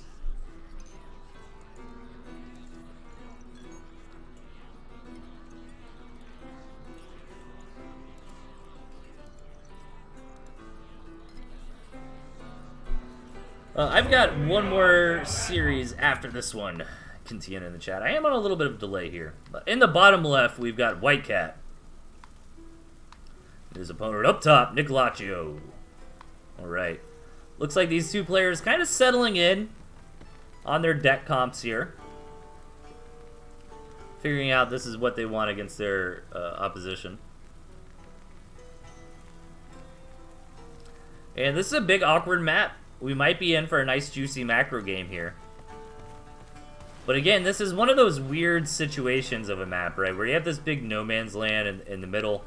I do kind of like big awkward maps like this with weird rush distances too, because sometimes the last thing your opponent's going to expect is you to rush, right? And then you come in there with like a tier 2 timing and blow the lid off the whole thing. But, you know, both players do have access to that natural. One of the most important things. However, again, this whole area over here, this big eco island to the right, you know, I just don't see this really being occupied by both players at the same time, right? Maybe in a fringe case, if like White Cat takes this 3 o'clock and Nicolacho maybe takes, or the other way around, you know, White Cat grabs that base, Nicolacho grabs that one, something like that. But it's going to be one of those things, I feel like, you know, once one of the players starts taking bases over here, it's just going to shun their opponent out of it.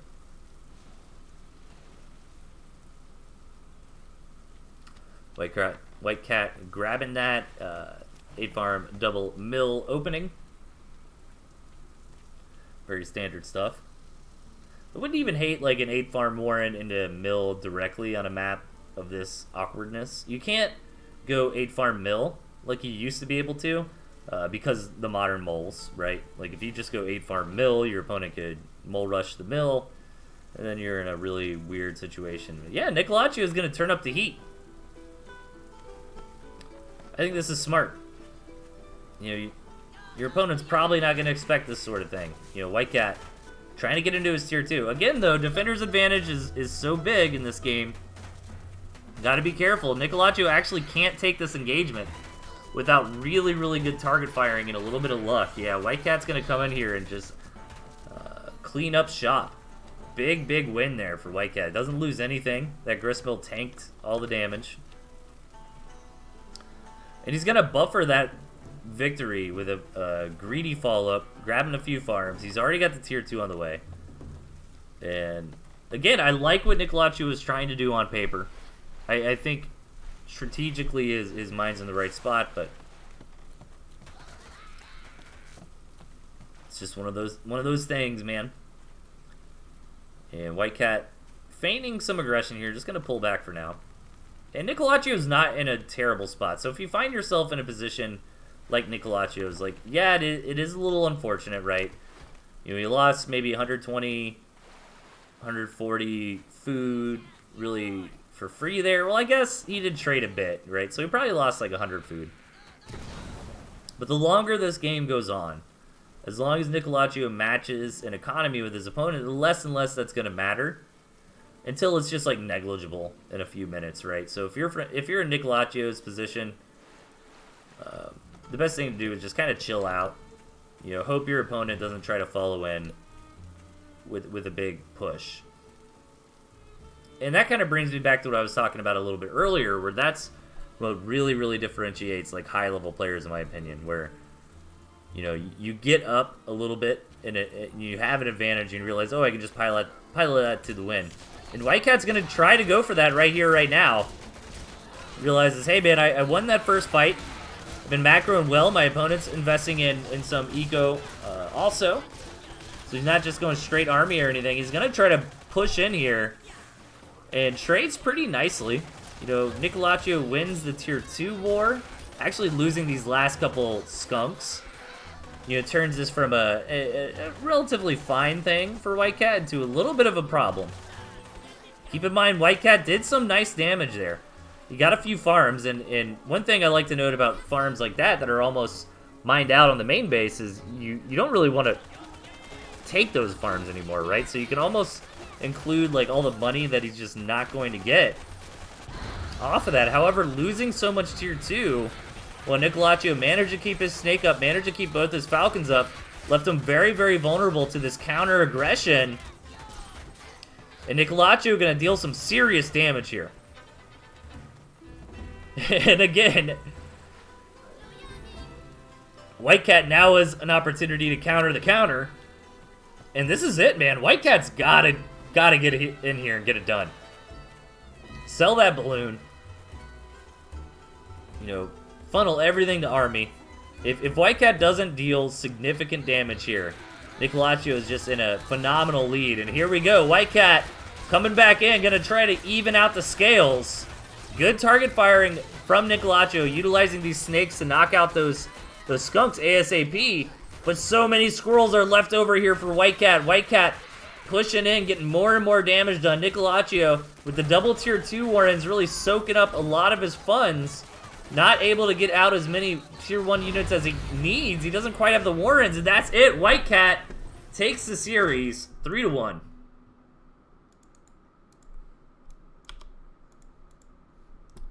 Great job from both our players. Okay. So who do we got next? Alright, we got one more match for you guys here. It's going to be Ziggy versus Octopi.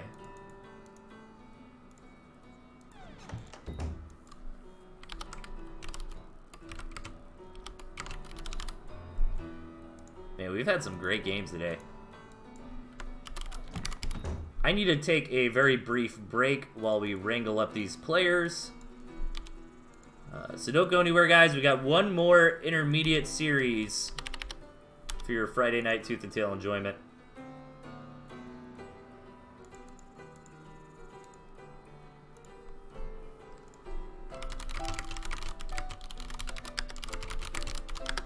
And yeah, don't go anywhere, guys. I will be right back. A little brief break for me, for the players, and we'll see you soon.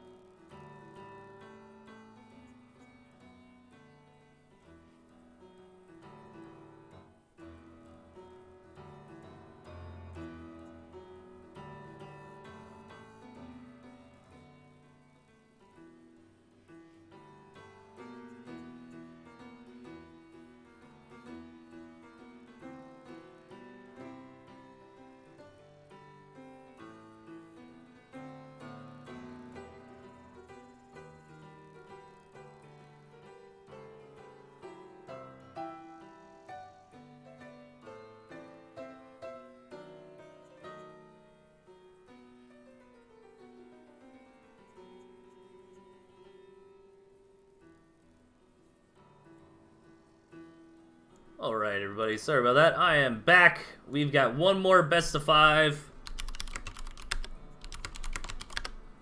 Let's hop into it. Man, these matches have been good today. I gotta step up my game. I'm playing tomorrow. I'm gonna embarrass myself.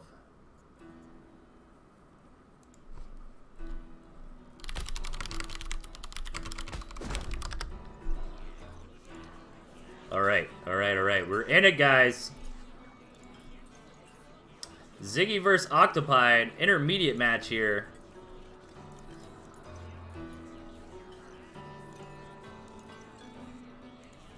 Let's see what they want to bring to the table.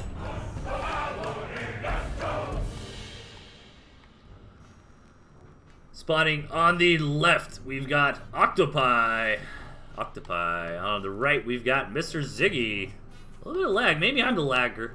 Maybe I'm the dirty lagger. After all. My internet should be good. Man, I don't want to go full Karen, but like I pay extra, dude. Like I stream as a hobby. My wife streams a lot. She's a full-time streamer. You know, trying to do it as a career. So internet's really important for us, and I pay extra. You know, like for the super ultra plus ultra internet, and it still sucks from time to time. But anyways, no lag this game. What's the word I'm looking for? I want to say I digest, but that's not it. I divest. I digress. There it is. Good lord, my brain doesn't work anymore, guys. I made it to Friday. Work was rough this week. I had a lot to do. I came off of, you know why it was rough? Like, we're a little slow at my office. I'm an engineer for a small firm. We've been a little slow lately, right? Because the Backstreet Boy reunion tour. And we just picked up like hardcore. Like I'm full guns blazing like this week, you know, so it's just kind of kicked my ass. So I apologize. Hopefully I'm doing all right presenting these games nicely for you. And this is the last one for today, guys. I'm not sure. I'm trying to figure out what's going on with the next stream here. It's gonna, okay, so right after this, Kerpa is gonna go live, so we're gonna raid him. So just constant tooth and tail today, man. Big shout out to everybody, by the way, to everybody watching this, everybody playing, everybody participating, all the other casters. Like it makes me so happy as a guy who's been here the whole time, man. You see people come and go. Right now, I think we've got a really good squad. As far as the competitive scene is going, we got some great organizers. We got a whole bunch of people stepping up and casting. You know, lots and lots of players. And we've got so many players in the championship. I think somebody in chat mentioned earlier there was like 24 just in beginners. Is that right? We're well over, you know, 50, 60 people for this, I think. Oh yeah, and there's Massive Stealth, who does things. Digest, I know. Oh god, it's funny because like I'm on a minute and a half delay. I'm getting a little bit little derpy here. I'm not gonna lie, guys. But we got it. Derpy Delthius is good. Don't worry. Look, I haven't said a lot about this game yet, but what I mean, what you see is what you get, right? Both players expanding up, getting some tier 2, right? Nothing crazy just yet. Yeah, that Backstreet Boy reunion tour, man, it's rough. All right, Ziggy, moving forward, just kind of parading around. You know, not hard committing yet. I like this single mine from Octopi. Not the biggest investment, but could make a real difference in a direct engagement. And yeah, this is kind of gearing up towards a macro game here. What do we got in the tier 3 slots? We've got Ziggy with the boar and Octopi with the owl. You know, I like that late game comp of like owl falcon better, but the boar, you know, boar turret skunk can really put up a proper fight against mice. And I think Ziggy's got the opportunity to just kind of barrel through with the boar timing here. The clock's ticking a little bit, you know. I don't know, man. To be honest, like I'm not that threatened for Ziggy on Octopi's late game, right? Like, yeah, it's gonna get rough when multiple owls get out, but imagine Ziggy's got this area taken over. He's got the cabins. You know, can start setting up turret lines. Can defend those turrets with the boars, with the skunks. I mean, it's not impossible. But I'm theory crafting some stuff that might not even happen here.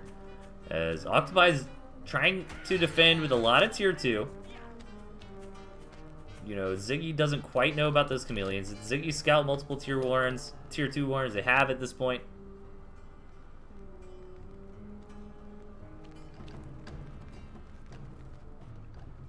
Oh, tier 3 warrens going down from both players at like the same time. And build order wise, I like this better for Ziggy. He's eked out a few extra farms. This boar is going to be a lot more impactful I think what Ziggy needs to do to win this game is he's just got to make it happen when this boar hits the field, you know. He's got to get in there. He can't really wait around. Because think about it. He's going to have 4 skunks and the boar. You know, against 1 owl, that owl's not going to do enough to stop the boar in its tracks. You know, the boar is just going to roast all those mice. You know, against all of this AoE from Ziggy, Octopi is not really going to be threatening with owls until he gets up to like 2 or 3, at least. Octopi does know about the boar. Oh, I'm sorry, he actually doesn't. But he is building up the falcons anyways. Ziggy doesn't know about the owl either. Their base coming down for Octopi here. But let's see it. I mean, I could be wrong, you know. But I feel like if you're Ziggy, and it's pretty common with boars anyways. Like, I'd love to see him just rail down a bunch of lizard warrens right now. Well, I guess he is trying to be careful about how many lizards he builds. He knows there are toads out. But yeah, maybe invest the money into a bunch of tier 1, a bunch of squirrel warrens, and just go. Go, go, go. And that might be what he's planning. He is kind of doing a little bit of a scout about here. Units are moving in position. Ziggy's got a pretty high bank, which is a bit concerning, but at the same time, I don't hate it, because that means he's going to be able to reproduce his army very quickly. He's not going to have to worry about waiting on food. He's going to keep those warrens constantly producing. So, yeah, he's stacking up a lot of money, but that actually might end up really coming into his favor. But let's see how this engagement goes. The boar slams through most of the army. Only these flyers left alive now, and Ziggy's moving forward. Kills the owl. He's still got a bunch of falcons in the air. He's still got his skunks on the ground, and he's going to pull back for now. Octopi gives chase, and is going to get a little bit punished for it. And look at this. This might just straight up be a Ziggy victory here on the back of that boar timing. Can Octopi manage to get up enough? I don't think so. I don't think he's got enough tier 1 warrens. You really, really need tier 1 warrens in situations like this, just to really utilize, you know, producing units at 10-second intervals. And that's going to be it. Ziggy pilots that boar to victory here and goes up 1-0.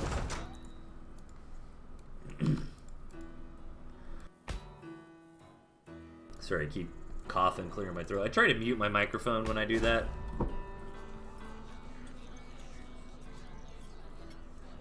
But I'm not always good enough to do so.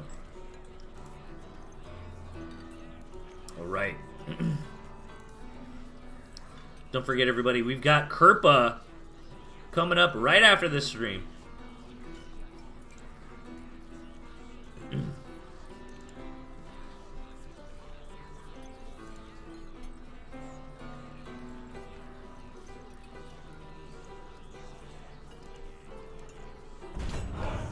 We're hopping into match number 2. Spawning at the bottom, we've got Mr. Ziggy. Opponent up top, Octopi. Both players changing up their compositions pretty significantly. At least going for different tier 3 here.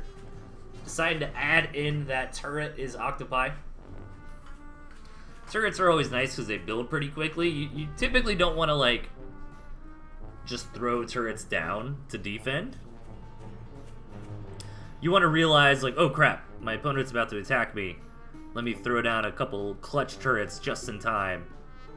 Or let me use turrets to bolster an attack front, you know.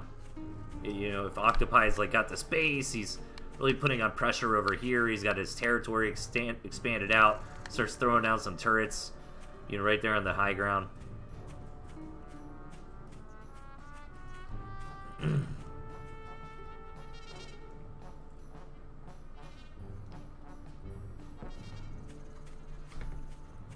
So let's see where these players want to take it. Not the biggest map in the world, but not the smallest either. Good mid-size here. And I do like this map better for Octopi. It's going to be easier for Octopi to transition into a nice 3-base game. Meanwhile, Ziggy is a little bit awkward. His third base is all the way over here. He's got really awkward ramps trying to get over there as well. Looks like it's going to be 8 farm doubles from both sides into a mill. Look at this. Ziggy, I was hoping to be like super synced up. Similar openings though, I imagine Ziggy will grab a mill of their own. Maybe Ziggy is going to hope that Octopi builds a couple farms without waiting. In general, you don't really want to build farms on that second base until you've seen your opponent commit to a second base as well.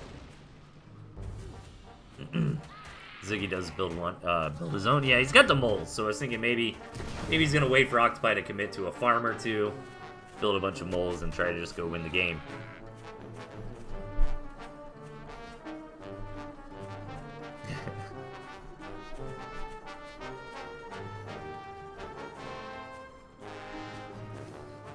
Yeah, it looks like that still might be on the table for Ziggy here. This is gonna work though. Octopi's got a lot of tier 1. It's always smart when you're going for a quick expansion to build a bunch of tier 1. Gonna just target down that farm immediately. Nice victory already here for Ziggy. And yeah, is actually gonna clean up all these squirrels quite nicely. And this might be a fast down and dirty game. These moles are on top of the Warrens. Octopi is in dire straits here. And this might honestly just be checkmate.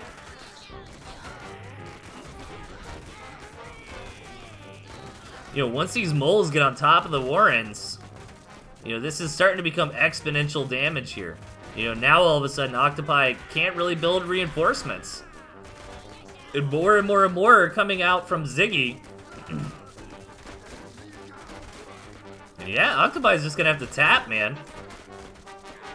A quick second match here, breaking Ziggy up to a 2-0 lead. Let's see if Octopi can find a way to get back into this series here, or if Ziggy will take the 3-0.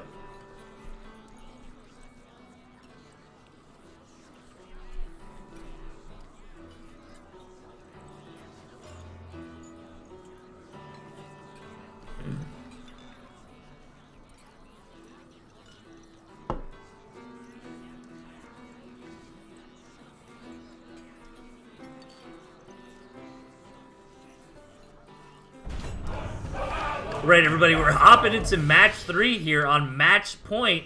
Over on the left, we've got Mr. Ziggy. And down on the bottom, Octopi really needs a victory here. We've got Octopi. I messed that one up. Look, restart. Let me tell the player, just quit the menu. We gotta do that one over again. Ooh boy. I'm running out of steam, man.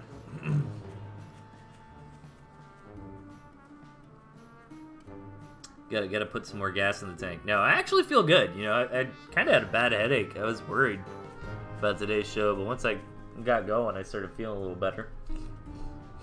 So yeah, I've had fun. Again, thank you everybody for hanging out with us here. Tooth and Tail Championship Season 2 is going to be going on for quite some time. If you're not in the Discord, get in the Discord. That's the best spot for information. There's so many different people streaming. There's lots of matches going on. These are live matches. A lot of times the matches will be replays, and it's just, I mean, live matches are super hyped. I do like that, but it just really complicates things. And we've got players from all over the world. You know, we've got European players, we've got Asian players, North American, South American.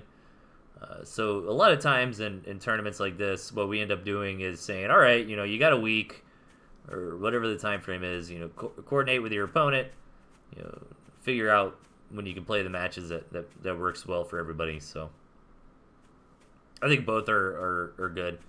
I think weekends are really good for live matches because you can do kind of like noon EST, noon Florida time, and that seems to work out for most players. It's like evening for Europe, but not too late. You know, over in California, it's like morning, but not too early.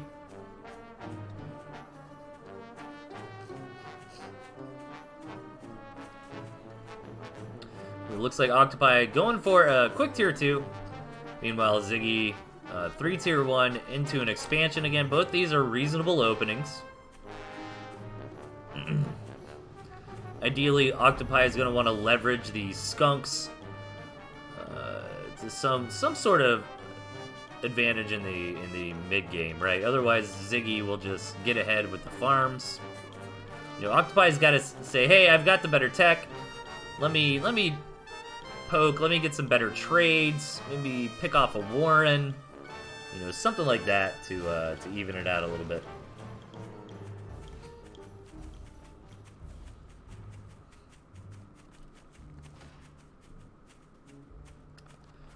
But at the same time, as long as Octopi, you know, builds up some farms reasonably soon, not going to be super far behind. But Octopi's got 2 skunks out. He's only got 1 here on the front line, kind of waiting for that second one to get in. Yeah, once I start poking in with this skunk, there are lizards here, which do very nicely against this.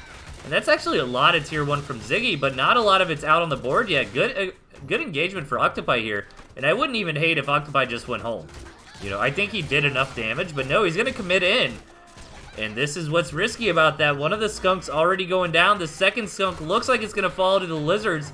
And all of a sudden, a really good thing has turned into a bad thing. Ziggy has so many tier 1 Warrens. And is just going to come in here for the counterplay. Yeah, I think Octopi just messed up a little bit there. You know, he had that good trade. And then just kind of committed a little bit too far. It's very easy to do in Tooth and Tail.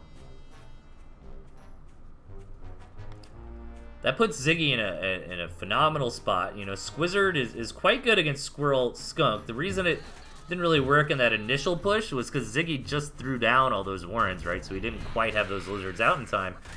But yeah, as long as he's got to be a little careful. He doesn't want these lizards to engage too far forward in front of his other skunks. But the lizards do come in here, get their jobs done. No, actually, Octopi keeps that skunk alive. Absolutely huge, but it's going to go down here from a little bit of target fire from Ziggy. He's just going to back off. So Octopi doing a little bit okay in that engagement, but he's still in a rough spot. He knows Ziggy's ahead on farms. He needs to get out some farms, but at the same time, he's behind on tier 1 as well. He really has got to work some magic out of the skunk, but all the lizards here doing a great job of keeping those skunks down in the dirts. Taking a dirt nap, swimming with the fishes, wearing concrete shoes. All right, I'm sorry. Sorry, I'm out of control, man. I don't know, man. If you're Team Octopi, this is looking bad. Let's see if Octopi can figure out a way to get back into this game. But Ziggy, man, he's just growing bigger, harder, faster, stronger. Higher eco, bigger army. You know, Octopi is starting to get out to a respectable amount of squirrels here.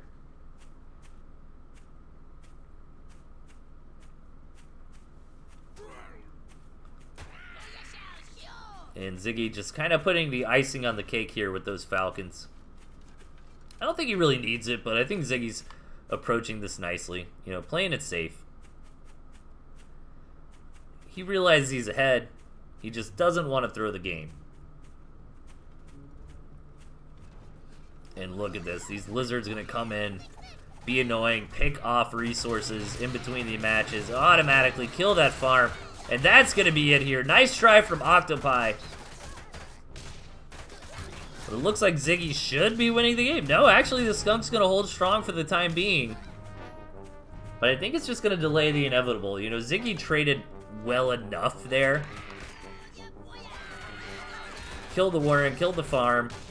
Octopi realizes Ziggy's at a slight moment of weakness. Going to try to come in here and take advantage of that. But again, since Ziggy's got so many tier 1 Warrens, his army just rebuilds so fast, you know. Every 10 seconds, as long as he can pay for it, he's got another 7 units out on the board.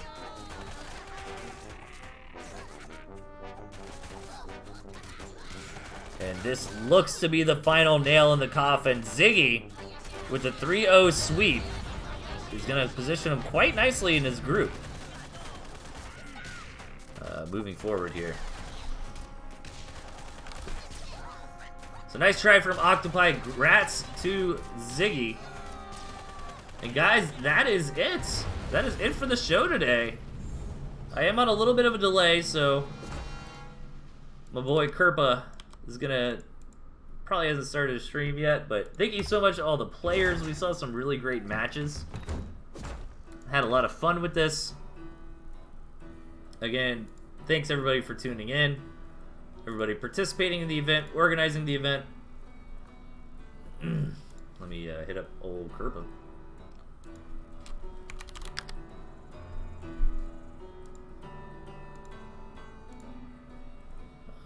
Is the stream up yet? Okay, it looks like Kerpa is live. So we're going to go ahead and grab him that host.